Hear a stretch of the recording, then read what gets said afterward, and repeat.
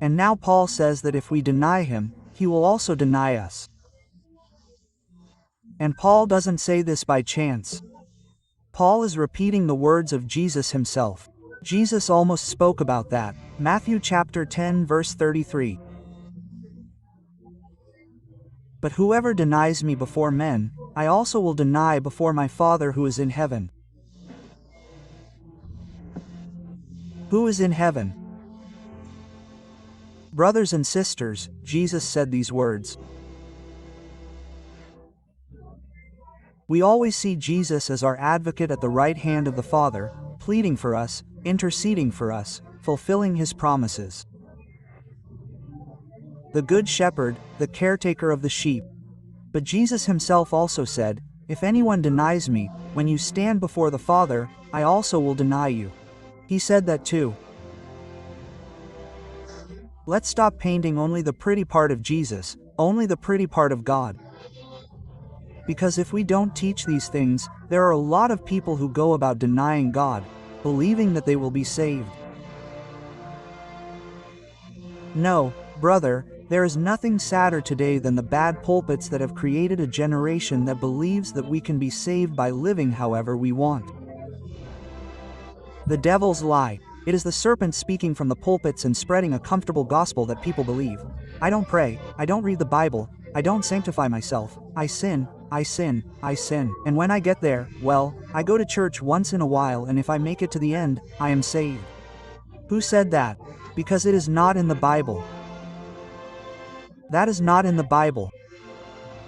Yes, but it says by grace. But those are just a few verses. There are many others around that grace. And holiness and living for his glory and sanctification and fighting sin and praying without ceasing and searching the scriptures. That is also where it speaks of grace. It also speaks of the life of those who are in grace. Let no one deceive you into believing that you can live any way you want and be saved. Let no one deceive you into believing that you can be in a common law marriage, be a de facto couple, not get married, have 40 children and say, "No, we were like a married couple." No, it was fornication. And you can't be saved. You have to live as he says. That is the proof of grace. The proof of grace is a life submitted to God voluntarily, not out of fear, because you have received a new heart. Because now we have another heart. That's why I tell people, how can it be that someone who has been born again goes completely to the world? Then, he didn't have another heart because he wanted the same thing. It doesn't make sense. We have struggles, but our heart doesn't run after the world like a dog after a bone. We have falls, but also when we fall, how do we feel?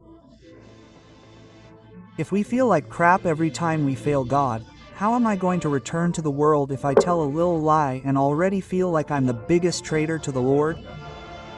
How am I going to return to the world if the things that used to seem silly to me now keep me up all night because I've failed the Lord?